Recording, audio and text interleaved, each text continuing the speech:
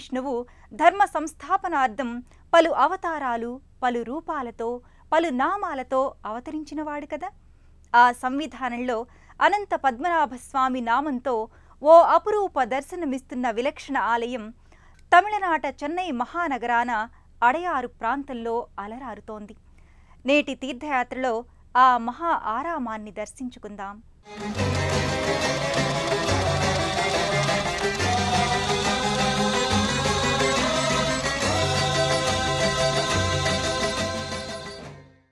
విష్ణు షోడశనామ స్తోత్రంలో శయనించిన శ్రీ మహావిష్ణువే పద్మనాభుడు అని చెబుతారు. నాభియందు పద్మం, ఆ పద్మంలో 4 శిరస్సుల బ్రహ్మదేవుడు సృష్టి కార్యాన్ని సాగిస్తుంటాడని, అట్టి నాభిస్థానజనిత పద్మమున్నవాడు కావున పద్మనాభుడని అంటారని పురాణాల ద్వారా తెలుస్తోన్నది. పంచపడగల శేషనాగుని తల్పంగా చేసుకుని అనంత శయనుడయ్యాడు కదా ఈ విష్ణువు. అందుకే ఈ పద్మనాభుడు అనంత పద్మనాభుడయ్యాడు. తన ఇరుదేవేరులైన శ్రీదేవి భూదేవిలతో అర్చావతార ఉత్సవ బేరాలుగా అనంత శయ్యపై శయన భంగిమలో సంపూర్తి నిద్రావస్థలో ఉన్న రూపాన అనంత పద్మనాభస్వామి దివ్యదర్శనమిస్తున్న పరమ వైశిష్ట్య ఆరామం ఈ చెన్నై అడయారులోని ఆలయం. శ్రీ అనంత పద్మనాభస్వామి దేవాలయం అనగానే మనకు కేరళ రాష్ట్రంలోని తిరువనంతపురంలోని దేవాలయం హృదయ మందిరాలలో ప్రత్యక్షమవుతుంది. అదుగో అదే మన మనోమందిరాలలో కానవస్తోన్న తిరువనంతపురం శ్రీ అనంత పద్మనాభస్వామి మహా ఆరామం. అదే రూపులో, అదే రీతిలో నిర్మితమై దక్షిణాపధాన బంగాళాఖాతం సముద్ర తీరాన చెన్నై మహానగరంలో అడయారు ప్రాంతాన నెలకొన్న విశేష దేవాలయమిది. గాఢ నిద్రలో ఉన్నట్టుగా మనకు కనిపించే ఆ అఖిలాంతరంగుడిని, ఆయన నాభి నుంచి ఉద్భవించిన పద్మంపై ఆసీనుడైన సృష్టికర్త బ్రహ్మను, ఆయనకిరువైపులా సూర్యచంద్రులను, వెనుక ప్రణతులు పట్టిన దేవదేవాది మునిగణాలతో కూడి ఉన్న అలపాల్కడలిలోని అనంతశయన పద్మనాభుడి దర్శనం ఈ జన్మకే కాదు, జన్మజన్మలకు పుణ్యఫలం. ఆషాఢ శుద్ధ ఏకాదశి అనగా శయన ఏకాదశి నాటి నుంచి 4 మాసాలు ఆషాఢ, శ్రావణ, భాద్రపద, కార్తీక చాతుర్మాసాలు యోగనిద్ర పాటించిన పద్మనాభుడు కార్తీక శుద్ధ ఏకాదశి అంటే ఉత్తాన ఏకాదశి నాడు తిరిగి లేస్తాడని పురాణాలు వివరిస్తున్నాయి. అటువంటి యోగ నిద్రాంకితుడైన ఆ పరంధాముడి దర్శనం జన్మ జన్మలకు వనగూరే వరప్రసాదం.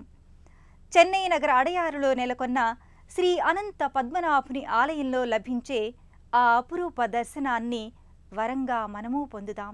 మైళ్ల కొద్దీ దూరాభారాలకు ఓర్చి ఇంత దూరం వచ్చిన తీర్థయాత్రికులకు అందినటువంటి యాత్రాఫలం అదిగో అదిగదిగో గర్భాలయ దర్శన భాగ్యం. పాలకడలిలో అనంతుడనే సర్పరాజు తల్పంగా అమరగా శయనించినట్లు మనకు కనబడే ఆ విశ్వాంతరంగుడు అనంత పద్మనాభుని దివ్యమంగళ తేజో విరాట్రూప దర్శనం అదిగో అదిగదిగో. ఆ స్వామిని అలా చూడగానే అయాచితంగా ఎవ్వరూ చెప్పకనే భక్తుల నోట నమో నారాయణాయ, నమో పద్మనాభాయ నమో నమః అని భక్తిపూర్వక నినాదాలు వెలువడుతాయి.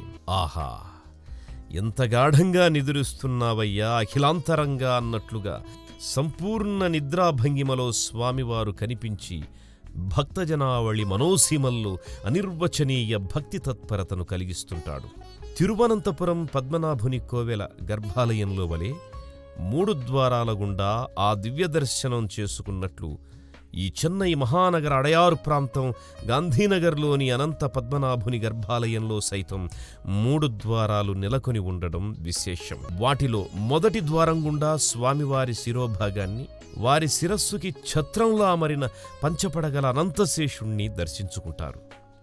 రెండో ద్వారం ద్వారా పద్మనాభుని నాభిస్థానోద్భవ పద్మాన్ని, ఆ పద్మంపై కూర్చొని సృష్టి రచన చేస్తోన్న చతుర్ముఖ బ్రహ్మదేవుణ్ణి, ఆ పరబ్రహ్మకు ఇరువైపులా కొలువుదీరిన సూర్యచంద్రులను దర్శించుకోవాలి. 3వ ద్వారం ద్వారా స్వామివారి చరణారవిందాలను దర్శించుకొని తన్మయులమవ్వాలి. 5 పడగల నాగేంద్రుని 3 చుట్టలు విరిపాన్పుల అనంత శయ్యలా అమరిందేమో.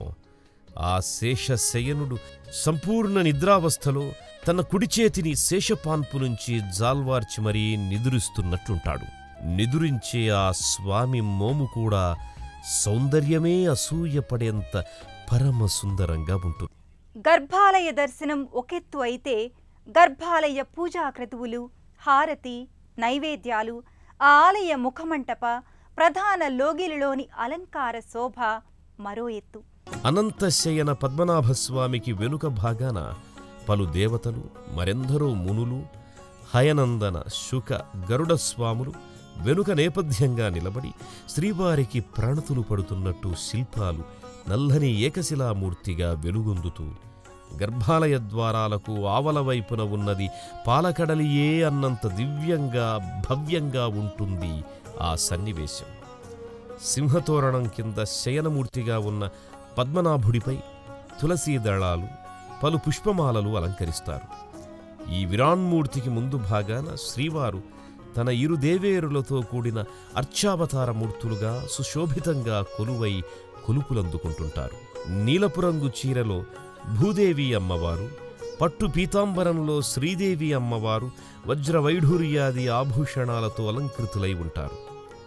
ఆ చిరు విగ్రహాలకు ముందు పంచలోహపు ఉత్సవమూర్తులుగా భూదేవి, శ్రీదేవి సమేత పద్మనాభుల వారు బహుదర్పంగా స్థానక భంగిమామూర్తులై వెలుగొందుతుంటారు. ఇక ఆ గర్భాలయ మూర్తులకు జరిగే పూజాది క్రతువులు వర్ణనాతీతంగా సాగుతాయి. స్వామివారికి ఇరు దేవేరులకు ఇచ్చే నవవిధ హారతుల సన్నివేశం ఎప్పుడెప్పుడాయని భక్తులు ఎదురు చూస్తుంటారు. అర్చక స్వాములు 9 రకాల హారతులు స్వామివారి విశ్రాంత ముఖార విందానికి, స్వామివారి కరచరణాలకు, నాభికి, నాభిజనిత పద్మానికి, పద్మస్థిత బ్రహ్మ తదితరులకు హారతి నీరాజనాలిచ్చి ఆ హారతిని భక్తులకు అందజేస్తారు. తీర్థప్రసాదాలు అందుకోవడం సర్వసాధారణమే. కానీ పద్మనాభునిపై అలంకృతమైన తులసీమాలల నుంచి తులసీ దళాలను ప్రసాదంలా అపురూపంగా అందుకోవడం విశేషం. వైష్ణవ ద్వారపాలకులైన జయ విజయులు ఇరువైపులా విజయం చేస్తోన్న ఆ గర్భాలయ ద్వారాల తలుపులపై కూడా అనేక లోహతాపడపు శిల్పాలుగా అలరారుతుంటాయి. శృంగేరి జగద్గురువుల నేతృత్వంలో తిరువనంతపురం భగవానుని తీరులో నెలకొల్పిన ఈ దేవాలయం చెన్నై మహానగర అడయారు గాంధీనగర్లో ఓ చక్కటి ప్రకృతి వాతావరణ నేపథ్యంలో అలరారుతోంది. ఓ అందమైన ప్రాకారం స్వాగత ద్వారంలో వెలుగొందుతోంది.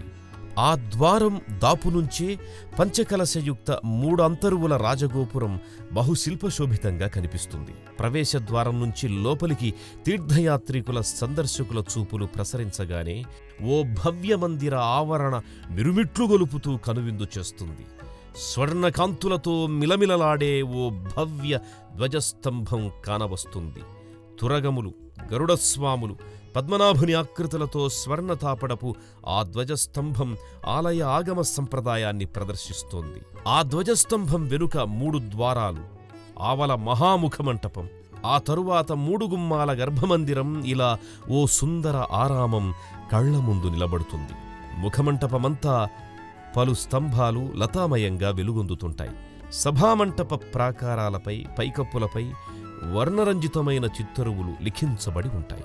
అపర వైకుంఠమా ఇది అన్నంత వైభవోపేతంగా ఉన్న ఈ అనంత పద్మనాభుని మందిరం అనేక మంది దేవదేవుళ్లకు దివ్యమైన నెలవుగా కూడా భాసిల్లుతోంది. ఆ ఉపాలయ ఆది దేవుళ్లను కూడా అర్చించుకుందాం పదండి. అనంతశయన పద్మనాభుని సమక్షంలో తప్పనిసరిగా ఉండే దేవుడు పరమేశ్వరుడు. ఆ ఈశుడు ఓ అశ్వత్థ వృక్షం కింద నల్లని శిలారూపలింగంగా కొలువై ఉన్నాడు. శివభృత్యుడు నంది ముంగాలిపై కూర్చొని తన స్వామిని వీక్షిస్తుంటాడు. నల్లని శిలా శివలింగం వెనుక పలు జంట నాగప్రతిమలు, పంచపడగల నాగప్రతిమలు ప్రతిష్ఠితమై భక్తుల గ్రహదోషాదులను పరిహరించే పూజలందుకుంటూ ఉంటాయి. శ్రీ మహావిష్ణువు వాహన సేవకుడైన గరుడస్వామి కూడా ఇక్కడే ఓ ఉపాలయ దేవతగా సందర్శకుల పూజలందుకుంటూ ఉంటాడు. హంసతోరణాయుక్తంగా ఆ గరుడాళ్వార్ స్వామి నల్లని శిలామూర్తిగా, స్వామి సేవకుడిగా వినమ్రంగా స్థానక భంగిమలో ఉంటాడు. ముఖమంటపం మరోవైపునున్న ఉపాలయంలో వైష్ణవావతార శ్రీరాముని పరమ భక్తుడు ఆంజనేయుడు దర్శనమిస్తుంటాడు. తమలపాకుల దండలతో, తులసీ దళాలతో అలంకృతమైన ఆ ఆంజనేయసుతుడు నా రామునికి శతకోటి నమస్కృతులు అన్నట్లు చేతులు జోడించి నిలబడి ఉంటాడు. మరో ఉపాలయంలో మరో వైష్ణవ సంప్రదాయ దేవదేవుడు సుదర్శన భగవానుని విగ్రహం పంచలోహ ప్రతిమే అయిన స్వర్ణకాంతులీనుతూ ఉంటుంది. ఇదే ప్రాంగణంలో ఇష్టసిద్ధి వినాయగర్ సన్నిధి ఉంది. కుడివైపు తిరిగిన తొండంతో చతుర్భుజుడైన ఆ వినాయకుడు సిద్ధిగణపతిగా, కోరిన వెంటనే వరాన్నొసంగే గణపతిగా దర్శనమిస్తున్నాడు. గజాననుడైన ఆ స్వామికి ప్రీతికరమైన అరటిపళ్ళు నైవేద్యంగా అర్పితమై ఉంటాయి. మరోపక్క అష్టాదశ భుజ దుర్గ సన్నిధిలో దుర్గాదేవి త్రిశూలధారి అయి వృషభముఖం గల ఓ పీఠంపై స్థానక భంగిమలో దర్శనమిస్తుంది. ఈ ఆలయంలో ఓ అపురూప దృశ్యంగా కనిపించే ఉత్సవం అశ్వరథోత్సవం. 2 అశ్వాలు పూంచిన ఓ రథంలో పద్మనాభుణ్ణి ఇరుదేవేరులతో స్వర్ణ ఖచిత ఆభరణాలతో అలంకరించి సంపెంగమాలలు ప్రత్యేకంగా అలంకారంగా తీర్చిదిద్ది ఆలయ మాడవీధుల్లో స్వామివారిని ఊరేగిస్తారు. ఆలయ సందర్శకులు ఆ రథాన్ని లాగడం, ముందుకు సాగేలా తమ వంతు సేవనందించడం తమ అదృష్టంగా భావిస్తారు భక్తులు. తిరువనంతపురం క్షేత్రంలోని అనంత పద్మనాభస్వామి వలె విరాజిల్లుతున్న ఈ చెన్నై పద్మనాభుని ఆశీస్సులు ఎల్లప్పుడూ మనకు అందేలా వేడుకుందాం. మరో తీర్థయాత్రలో మళ్ళీ కలుసుకుందాం. అంతవరకు సెలవు. నమస్కారం.